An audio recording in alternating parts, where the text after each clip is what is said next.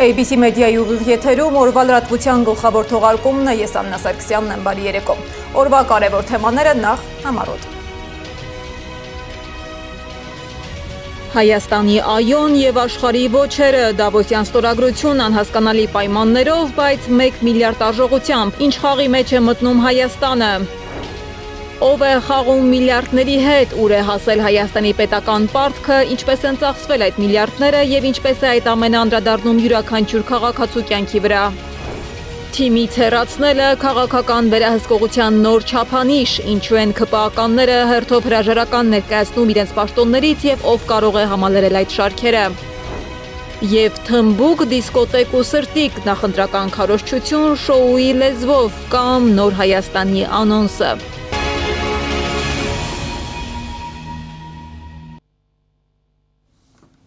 Աշխարհի ուշադրության կենտրոնը Թրամփն է ու նրա ստորագրած փաստաթուղթը։ Միջնորդի դիրքում վերահսկողի թե տիրոջ պարզ չէ, բայց սեղանի շուրջ Խաղաղության խորհրդի կանոնադրության ստորագրման պահին Միացյալ Նահանգների նախագահը նստած է Նիկոլ Փաշինյանի և Իլհամ Ալիևի մեջտեղում։ Միջազգային քաղաքական օրակարգում նոր հայտնված նախաձեռնության կանոնադրությունը ստորագրել են Հայաստանը և Ադրբեջանը, Թուրքիայի, Քաթարի, Սաուդյան Արաբիայի, Պակիստանի, Կոսովոյի և մի շարք այլ երկրների հետ։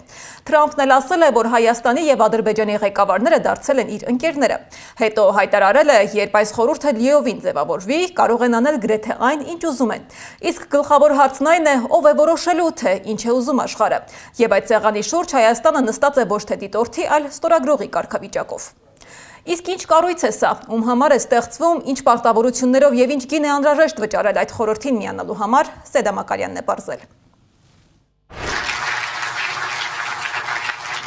60 հրավեր, բայց ոչ 60 մասնակից Միացյալ Նահանգների նախագահի նախաձեռնած Խաղաղության խորհրդին մասնակցելու առաջարկը բազմաթիվ երկրներ կամ անպատասխան են թողել, կամ մերժել են։ Ֆրանսիան ասել է ոչ, Հայաստանն այո։ Իսկ ինչ գին ունի այդ այոն։ Խաղաղության խորհրդին մասնակցելու անդամավճարը 1 միլիարդ դոլար է։ Ըստ փորձագետների սա պատճառներից մեկն է, որի համար մերժել են Թրամփին, սակայն հիմնական պատճառը այլ է։ Ոչ, ասենք ոչ, այդ դեռևս անհասկանալի ձևաչափը չենք հավատում, որ կարող է փոխարինել միավորված ազգերի կազմակերպությանը որպես աշխարհակարգի կայունությունը ամրագրող մեխանիզմ։ Ի սկզբանե խորհուրդը պիտի զբաղվեր Գազայում ավերիչ պատերազմը դադարեցնելու գործով, սակայն հետո Միացյալ Նահանգների ղեկավարը հայտարարել է, խորհուրդը պետք է զբաղվի նաև այլ գլոբալ հարցերով, առանց հստակեցնելու, թե որոնք են այդ հարցերը։ Պարզապես նրա հետաքրքրությունների բնույթը մի փոքր ավելի այսպես շատ առարկայական է դարձել, շատ կոնկրետ ու տնտեսական է դարձել եւ նախկին խաղի կանոնների փոխարեն, երբ որ իր ներգործությունը հիմնավորում էր միջազգային իրավունքով ու արժեքներով, հիմա պարզապես առևտրով, գործարքներով է այդ ամեն ինչը տեղի ունենում։ Այդուհանդերձ շուրջ 35 երկիր արդեն համաձայնել է միանալ խորհրդին, այդ թվում Սաուդյան Արաբիան, Արաբական Միացյալ Էմիրությունները, Եգիպտոսը, Թուրքիան և Բելարուսը։ Ռուսաստանը երկար մտածելուց հետո չի մասնակցել։ Ստորագրման արարողությունը անցկացվել է Դավոսում, որտեղ տեղի է ունենում համաշխարհային տնտեսական ֆորումը համախմբելով քաղաքական և բիզնես առաջնորդների ամբողջ աշխարհից։ Իսկ ինչ դեր ունի Հայաստանն այս գործընթացում։ Պատրաստ է 675 միլիոն դոլար բյուջետային պակասուրդ ունեցող պետությունը վճարել Թրամփի պահանջած 1 միլիարդը։ Եթե այո, ապա ինչպես և ում հաշվին։ Վարչապետի աշխատակազմը ըստ էության այդ հարցերի պատասխանները կտա, ես նման տեղեկատվություն այս բանին չունեմ եւ նաեւ կարծում եմ, որ հրավերը կարող է տարբեր ղեկավարներին տարբեր տրամաբանությամբ ուղարկվել եւ ձեր նշած պայմանը կարող է նաեւ պարտադիր պայման չլինել։ Ազգային ժողովի պատիվ ունեմ խմբակցության քարտուղար Հայկ Մամիջանյանն իր հերթին հարց է բարձրացնում. ներդրում կատարած եւ չկատարած երկրների ղեկավարների ձայնի իրավունքը հավասար է լինելու։ Կարծում եմ պատասխանը ակնհայտ է։ Այս մեկ։ Երկրորդ, եթե գրանք են տարբերակով, որ այդ 1 միլիարդ դոլարը Հայաստանը պիտի ներդնի, կարևոր չի թե ինչ տարբերակ կընտրվի, հա, տարբեր տարաժամկետ վճարումներով եւ այլն եւ այլն։ Մենք բոլորս, Հայաստանի պետություն բոլոր քաղաքացիները վճարելու են 1 միլիարդ դոլար, որ Փաշինյանը մի հատ էլ ֆոտո ունենա Թրամփի հետ։ Լավ թանկ են նստում մեր վրա Փաշինյանի ֆոտոները։ ABC մեդիան հարցում է ուղարկել կառավարություն պարզելու, թե պետք է արդյոք վճարեն 1 միլիարդ դոլարը։ Եթե այո, ապա ինչպես։ Հարցման պատասխանը կհրապարակենք այն ստանալուց հետո։ Սադամ Ակարյան, Էդիկ Մալաքյան, Նոնա Գևորգյան, ABC Media։ Ինչպես տեսանք, Դավոսում ստորագրված խաղաղության մասին փաստաթուղթը նաև գին ունի, ոչ ավելի, ոչ պակաս $1 միլիարդ, որը արտգործնախարարությունն արդեն ասել է, որ չի վճարելու Հայաստանը։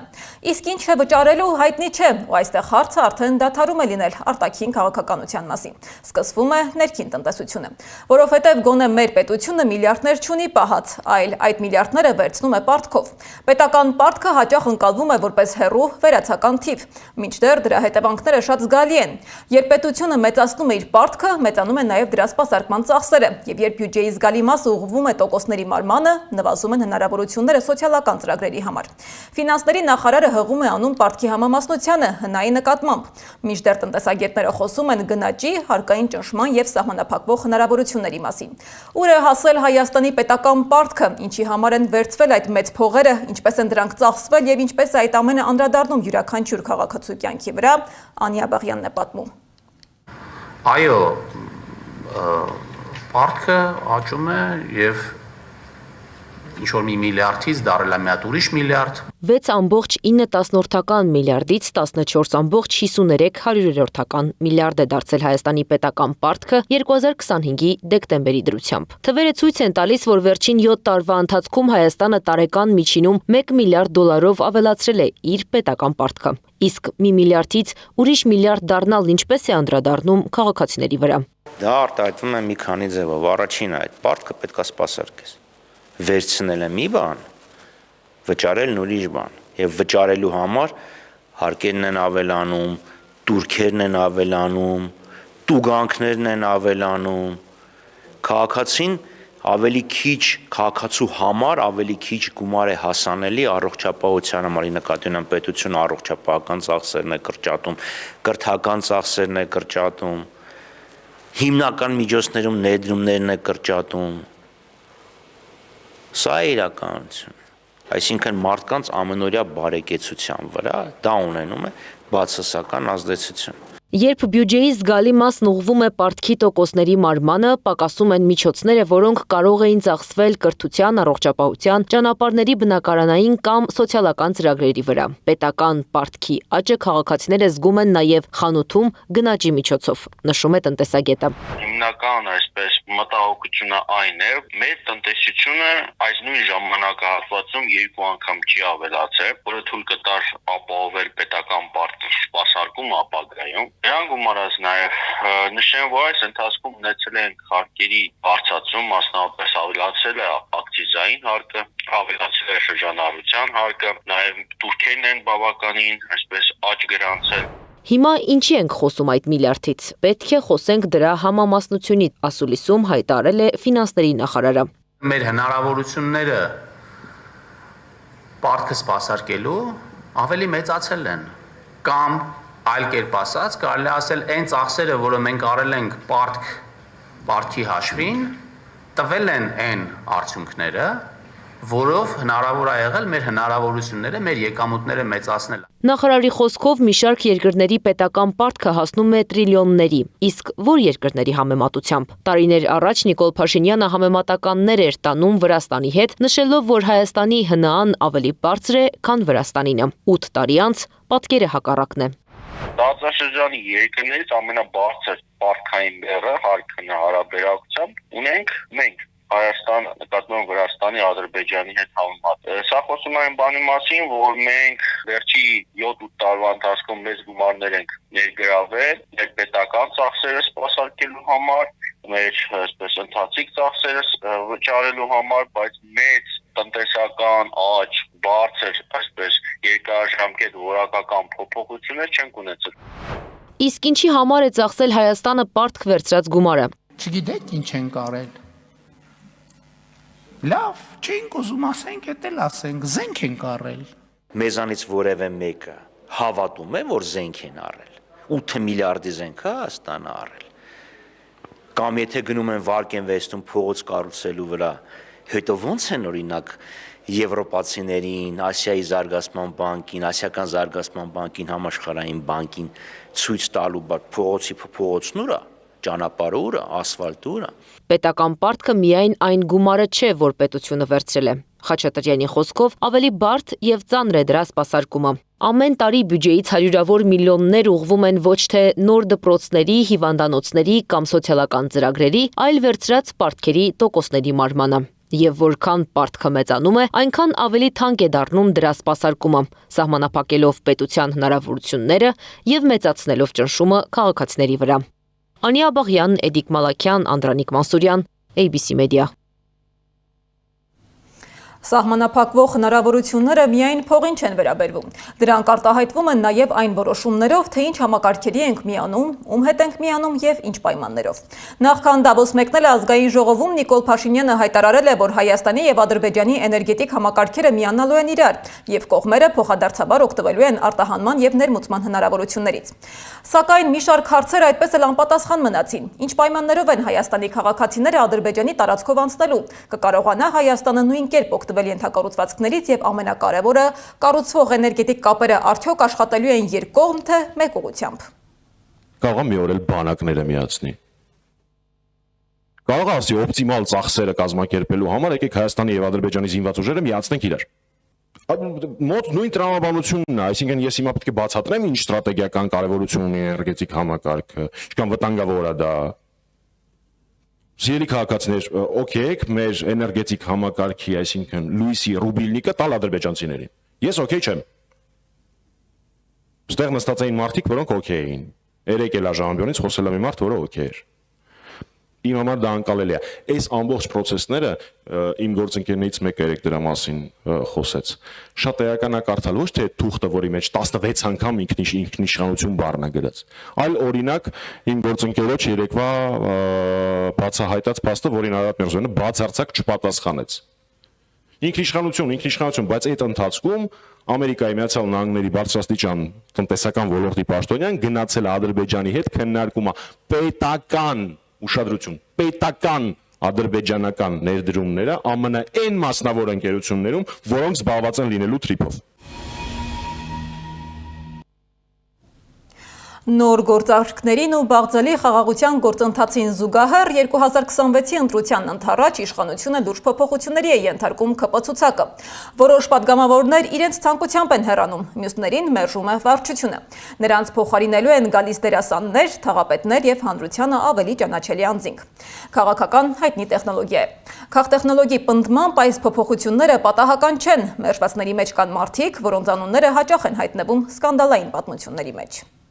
Այդ կուսակցությունը ազգային ժողովի հայտնվելու միայն մեկ մարդու, եթե հայտնվելու է եւ եթե մեծամասնություն ունենա միայն մեկ մարդու շնորհիվ, ապա այդ մեկ մարդու կարծիքն է կարևոր, ոչ թե սկանդալը, եւ կարևորը թե ինքը ինչպես է տվյալ, ասենք, իրավիճակը գնահատում, որտեղ մի դեպքում նա կարող համարել, որ դա սկանդալ է, իսկ օրինակ թքելու պարագան կարող է չհամարել որպես սկանդալ է, եւ դրա համար, ասենք, մեկ այլ իրավիճակում գտնվողը կարող է չհայտնվել, իսկ թքողը կարող է հայտնվել։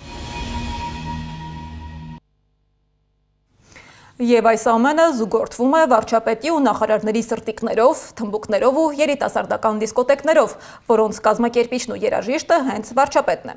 Նախընտրական շոու եւ բազմաթիվ լայքեր TikTok-ում ու Instagram-ում։ Ինչպես է աշխատում քարոզչական տեխնոլոգիան, Գառնի Մութաֆյանի ռեպորտաժում։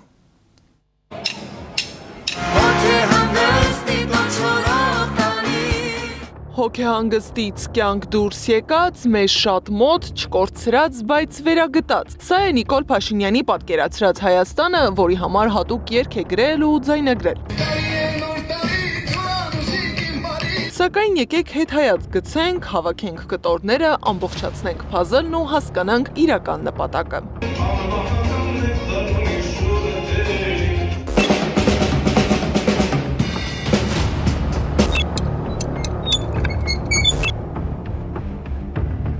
Ընտրությանը մնացել է մի քանի ամիս եւ ժամկետի կրճատմանը զուգահեռ քաղաքացիական պայմանագիրը բավական ակտիվացել է քարոզչական դաշտում, հատկապես այն հարթակներում, որոնք գործածում են երիտասարդները։ Ամեն բան սկսվեց Փաշինյանի առավոտյան տեսանյութերով, որոնք եզրափակվում են սրտիկի ժեստով։ Շատ չանցած սրտիկներն սկսեցին հայտնվել ամեն օր ու ամենուր։ Եվ վերջում արդեն մոդայիկ դարձած ժեստը անգամ Երևանի երկնքում ամանորի գիշերը։ Թիրախը երիտասարդներն են, խնդիր ունեն հասարակության հենց այդ շերտին իրենց դաշտ բերելու, կլինի դա բլոգերական տեսանյութերով, թմբուկ նվագելով կամ երիտասարդական դիսկոտեկով, համոզված է քաղտեխնոլոգը։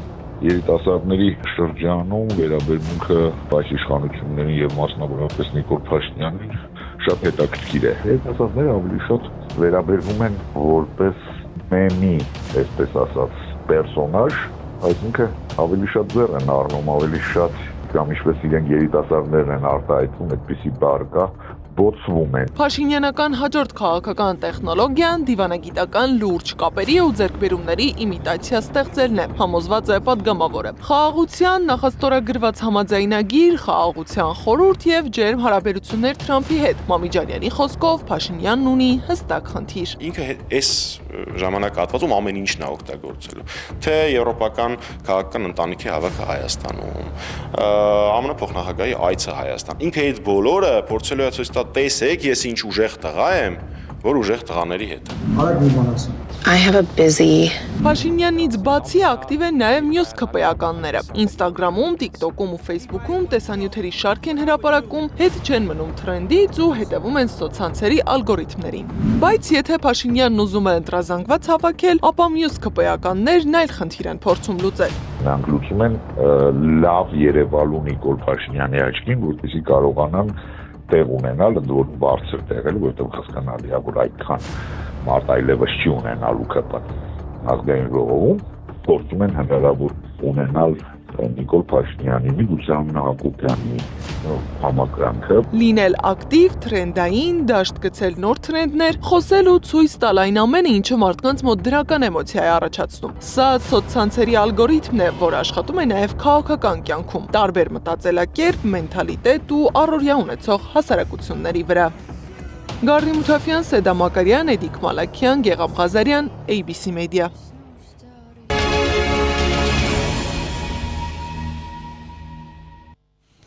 Աղթալայի լեռնահարստացման կոմբինատի հանքափորները շարունակում են գործադուլը։ Մի քանի օր է նրանք հրաժարվում են հանք մտնել, ինչի պատճառով գործարանը աշխատում է մասնակի։ Ըստ տեղեկությունների աշխատանքի չգնացող մոտ 50 հանքափորներից շատերը ստացել են աշխատանքից բացակայելու կարգապահական ծանուցումներ։ Ինչ լուծում են առաջարկում ղեկավարները եւ ինչ պահանջներ են ներկայացրել աշխատողները, գիտի Անահիտ Սարգսյանը։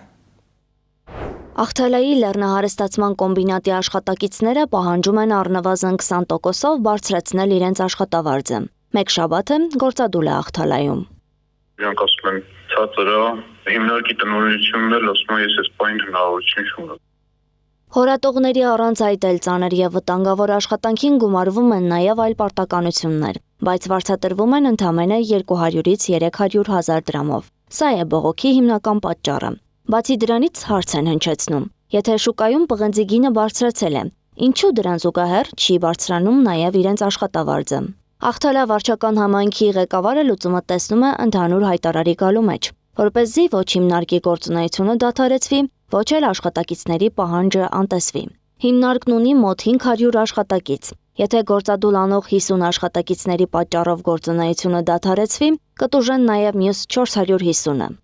Մեր եկվադրությամբ հիմնարկի ղեկավարությունը ստանձնել է պարտականություն, որ այդ բոլոր աշխատանքները կհանեն իրանց դրից եւ մենակ իրանք կմնան ընդամենը իրանց բուն մասնագիտական աշխատանքի վրա։ Աշխատակիցներն ու հիմնարկի ղեկավարությունն արդեն հանդիպել են։ Ըստ Աղթալա համայնքի ղեկավարի տեղեկությունների հիմնարկն առաջարկել է լուծել աշխատակիցների ընդմիջման հարցը։ Վերջիններս հրաժարվել են։ Բայց չեն համաձայնվել, քանի որ իրանց միակ նպատակը դա աշխատավարձը բարձրացնելն է։ Եվ քանի որ չեն համաձայնվել, աշխատակիցներից ոմանք արդեն աշխատանքից ազատման ծանոթագրեր են ստացել։ Այս մասին պատմել են իրավապաշտպան Օլեգ Դուլգարյանին։ Եթե չվերադառնան աշխատանքի, ապա կազատվեն աշխատանքից։ Հավանաբար այս տեղեկությունը համապատասխանում է իրականությանը, որովհետև ընկերությունը մի քանի օր առաջ Facebook-յան էջով աշխատանքի հենց խորատողների աշխատանքի հայտարարություն էր տեղադրել։ Աղթալայի լեռնահարստացման կոմբինատ 2026 թվական հունվարի 20 աշխատանքի հրավեր։ Աղթալայի ԼՀԿ Փակ բաժնետիրական ընկերությունն աշխատանքի է հրավիրում հորատանցողների ստորգետնյա հանքում աշխատելու համար։ Կայուն աշխատանք, մրցունակ աշխատավարձ։ Ինչը խոսում է նրա մասին, որ այս պահի դրությամբ ընկերությունը հակված է երևի թե նոր մարդկանց ընդունել աշխատանքի, քան բավարարել այդ պահանջները։ Կազմակերպված ոչինչ չկա, ոչ էլ նախաձեռնող խումբ կա։ Պարզապես մարդիկ լուր ներկայացնում են իրենց պահանջը։ Ամեն առավոտ 2-ից 3 ժամ բողոքի ակցիա են անում եւ սպասում պատասխանի, ասում է Օլեգ Դուլգարյանը։ Ախթալեի լեռնահարստացման կոմբինատի աշխատակազմի հետ այդպես էլ չկարողացան կապ հաստատել եւ որևէ պատասխան ստանալ։ Իրավապաշտպանը նշեց, որ բանակցությունները մինչև այս պահը ոչ մի արդյունք չեն տվել։ Աշխատակիցները շարունակում են հավաքն ընկերության դարպասների մոտ։ Անահիտ Սարգսյան, Նոնա Գևորգյան, ABC Media։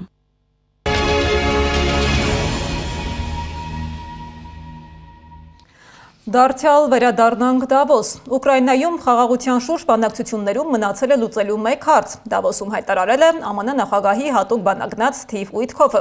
որը Դոնալդ Թրամփի փեսա Ջարեդ Քուշների հետ այսօր մեկնել է Մոսկվա քննարկելու պատերազմը դադարեցնելու ամերիկյան ծրագիրը։ Ամերիկացի պաշտոնյան սակայն չի հստակեցրել, թե որն է այդ հարցը։ Մոսկվան էլ հրաժարվել է մեկնաբանել Ուիթքոֆի լավատեսական հայտարարությունը։ Մինչ այդ երեկ Ռուսաստանի նախագահը անվտանգության խորհրդի նիստում ասել էր, որ Ուիթքոֆի եւ Քուշների հետ կքննարկեն ուկրաինական խնդրի կարգավորումն ու ռուսական սառեցված ակտիվների օգտագործման հնարավորությունը։ Կրեմլի խոսնակն էլ բարձր է գնահատել խաղաղության ուղղությամբ ԱՄՆ նախագահի ու նրա թիմի ջանքերը։ Իսկ Իրանի ամենաազդեցիկ ուժային կառույցի Իսլամական հեղափոխության պահապանների կորպուսի հրամանատար գեներալ Մոհամմադ Փաքփուրը այսօր հերթական զգուշացումն է ուղղել Միացյալ Նահանգներին եւ Իսրայելին, կոչ անելով նրանց զերծ մնալ Իսլամական Հանրապետության դեմ ռազմական գործողություններից։ Իսլամական հեղափոխության պահապանների կորպուսի մատը ձգանի վրա է, մենք առավել քան երբևէ պատրաստ ենք կատարել մեր գերագույն հրամանատարի հրահանգները, նշել է կորպուսի հրամանատարը։ Այս ժամի համար առանձնացրել էինք այսքանը, շարունակեք հետևել մեր հրապարակումներին, բաց չթողնելու համար ամենակարևոր թարմ լուրերը։